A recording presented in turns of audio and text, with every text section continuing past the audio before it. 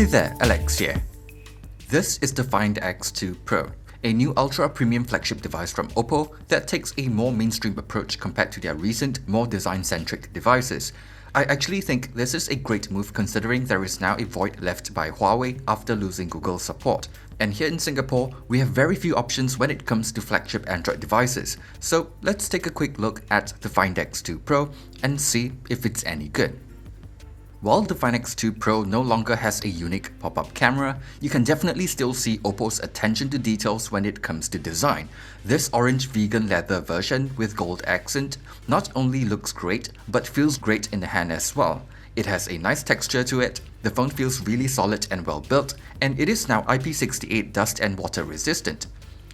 When it comes to specifications, Oppo went all out. The display is a great looking Quad HD panel with a 120Hz refresh rate, which means that everything just looks silky smooth, and it works even at Quad HD resolution. It also has nice color reproduction and excellent brightness. This is one of the best displays I've seen on a phone to date. The only thing that I'm not a huge fan of here is just the curved edges on the screen, which can look a little distracting at times. Then you have stereo speakers with Dolby Atmos support, and they sound loud and clear, which makes this one of the most enjoyable phones to use for consuming media content. Now that wearing masks is the new norm, I think it's worth mentioning that the optical fingerprint sensor is fast and reliable, and I prefer it over Samsung's slightly finicky ultrasonic sensor.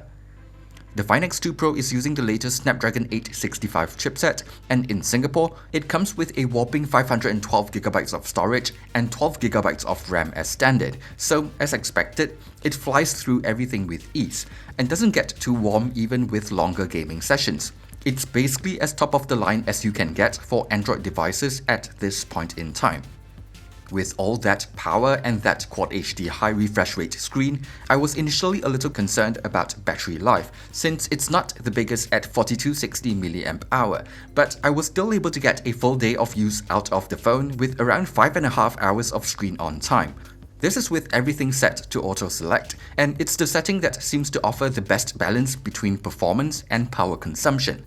Perhaps the only minor drawback here for some folks is the lack of wireless charging, which I personally think is not a deal breaker. To me, as long as the battery life is good enough to last me throughout the entire day, I can just charge it at night. With the included 65-watt charger, a full charge takes only about 40 minutes, which is pretty amazing. Software experience on the Find X2 Pro is pretty enjoyable for the most part. ColorOS 7.1 is based on Android 10, and it's even more customizable compared to previous versions. There are still more Oppo apps and bloatware than I would have liked, and the UI isn't quite as polished looking as Samsung's One UI, but it's an improvement over previous versions, and with a bit of tweaking, I was able to get a setup that works for me. Performance has been great too, and I have not encountered any major issues. However, I still have my usual concerns about the consistency and duration of software updates, especially for a phone this expensive.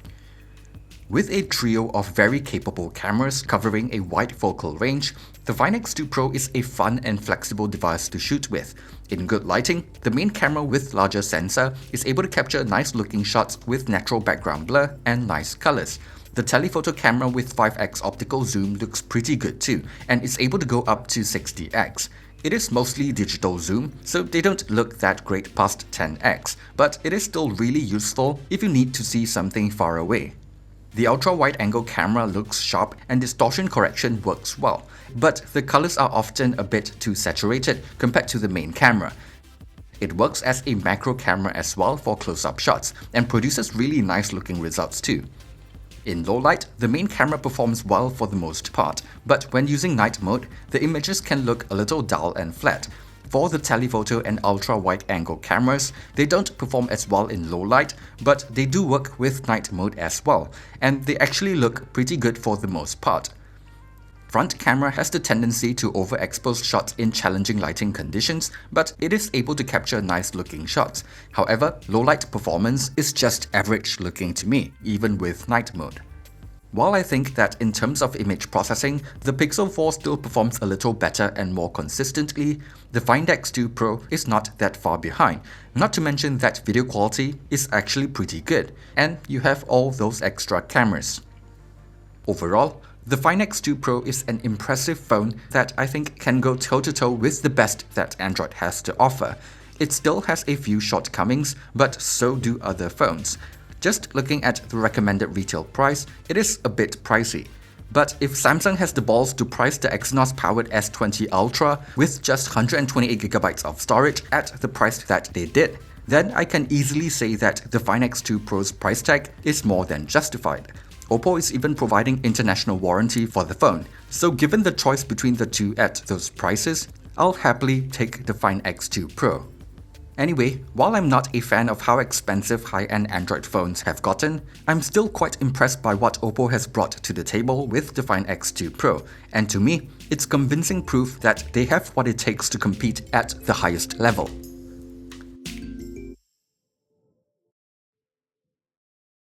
Thanks for watching this video. If you've enjoyed it, be sure to leave a like and subscribe to the channel for more content in the future. Thanks again, and see you guys on the next one.